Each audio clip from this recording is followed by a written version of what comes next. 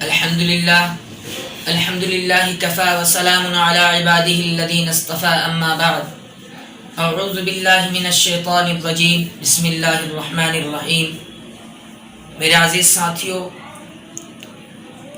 بڑی دکھ کی بات ہے، اور بلکہ ہمیں ہی نہیں، سارے لوگوں کو، پوری کائنات کے لوگوں کو، چاہے وہ مسلم ہو، چاہے وہ ہندو دھرم کے ہوں، چاہے وہ مسلم دھرم کے ہوں، چاہے وہ کسی دھرم کے بھی ہوں، سب کو تکلیف ہو رہی ہے اور سب کافی ناراض ہیں۔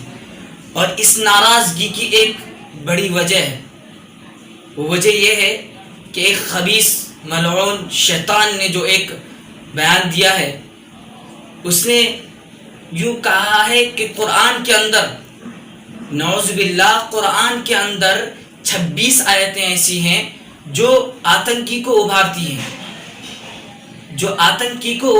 ہیں، اس نے یہ الزام لگایا اور آگے بڑھ کر اس نے بہت ساری باتیں کہیں کہ یہ قرآن جو پڑھایا جاتا ہے مدرسوں کے اندر چھوٹے چھوٹے بچوں کو، اور یہ بیسک پڑھائی ہے، قرآن کریم بیسک پڑھائی ہے۔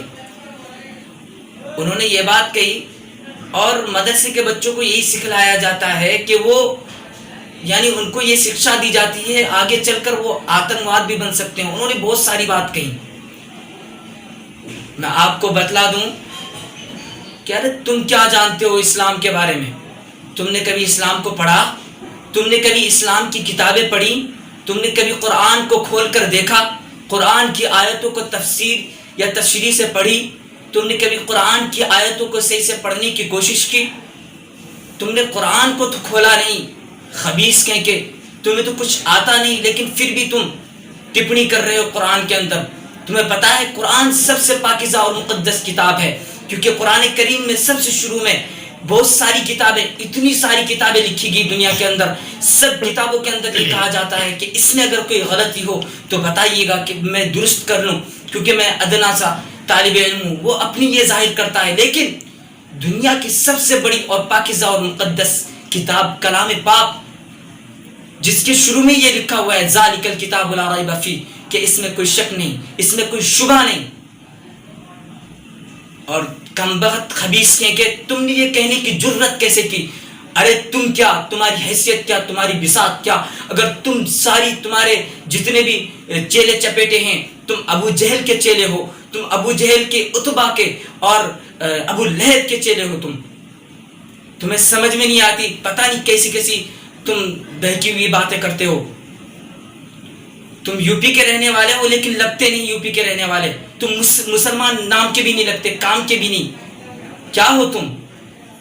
ارے قرآن کے اندر کیا 26 آیتیں کیا ایک حرف بھی ادھر سے ادھر نہیں ہو سکتا، کیونکہ اللہ تبارک و تعالیٰ نے خود فرما دیا قرآن کے اندر وَلَن تَجِدَ لِسُنَّتِ اللَّهِ تَبْدِيلًا، کہ قرآن کے اندر تبدیلی نہیں پاؤ گے تم، نہ تبدیلی ہو سکتی ہے نہ تبدیلی ہوگی قیامت تک۔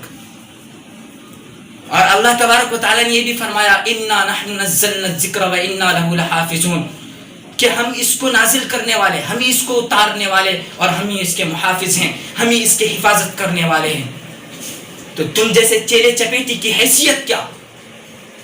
اسی لیے میں سبھی لوگوں سے، بلکہ نہیں پوری کائنات کے لوگوں سے یہ درخواست کرتا ہوں کہ سب لوگ ایسے لوگوں کی ویرودھ کریں، اور ایسے لوگوں کی مرمت کریں، اور خوب ایسے لوگوں کو سوسائٹی کے اندر جو گندگی پھیلا رہے ہیں، کسی مذہب کے بارے میں بھی ٹپنی کر رہے ہیں، جو دنیا کی سب سے پاکیزہ اور مقدس کتاب کلام پاک کے بارے میں ٹپنی کر رہے ہیں، ان کو سخت سے سخت سزا ہونی چاہیے، ان کو پھانسی کی سزا ہونی چاہیے۔ اور سپریم کورٹ سے بھی ہم یہ اپیل کرتے ہیں، ہم درخواست کرتے ہیں، گزارش کرتے ہیں کہ ایسے شخص کو پھانسی کی سزا دینی چاہیے، اور جلد سے جلد ایسے شخص کو سوسائٹی سے، جو گندا کر رہے ہیں سوسائٹی کو، ایسے شخص کو باہر نکالنا چاہیے، کیونکہ آج یہ کسی کی کتاب پر تہمت لگائے گا تو کل یہ کسی کی کتاب پر تہمت لگائے گا۔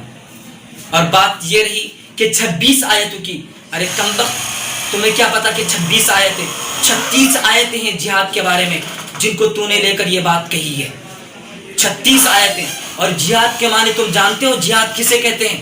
بہت سارے ایسے بھی آتے ہیں، پتہ نہیں وہ البیلے جیسے یوٹیوب کے اندر جو جہادی جہادی جہادی، ارے کیا ہے جہاد؟ جہاد کو جانتے ہو تم؟ جہاد کی حقیقت کیا ہے؟ جہاد کی حقیقت یہ ہے میرے بھائی کہ جہاد ہر اس کام کو کہتے ہیں جو کوشش کر کے، جس میں کوشش کی جائے، محنت کی جائے، سنگھرش کی جائے۔ اب ہم کہتے ہیں جہاد بالنفس، یعنی نفس کو کنٹرول کرنا، اپنے کنٹرول میں رکھنا۔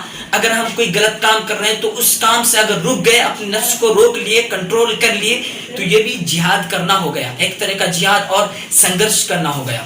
اور ہم اگر کسی کو جہاد بالمال، یعنی اپنی مالوں کے ذریعے کسی غریب کی مدد کر رہے ہیں، یا کسی کو کوئی چیز دے رہے ہیں یا ہدیے کے طور پر، تو یہ بھی جہاد بالمال ہو گیا، تو اس کو بھی جہاد کہتے ہیں۔ اور جہاد بالعمل، اگر ہم کوئی اچھا عمل کر رہے ہیں، کوئی بہتر عمل کر رہے ہیں، تو یہ بھی ایک جہاد کی ایک قسم ہو گئی، یہ بھی جہاد بالعمل ہے۔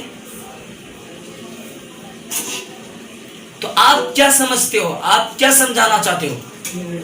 اس لیے سدھر جاؤ اور اللہ تبارک و تعالیٰ سے معافی مانگ لو، تمہاری اسی میں بھلائی ہے، نہیں تو تمہاری خیر نہیں، اپنی خیر مناؤ۔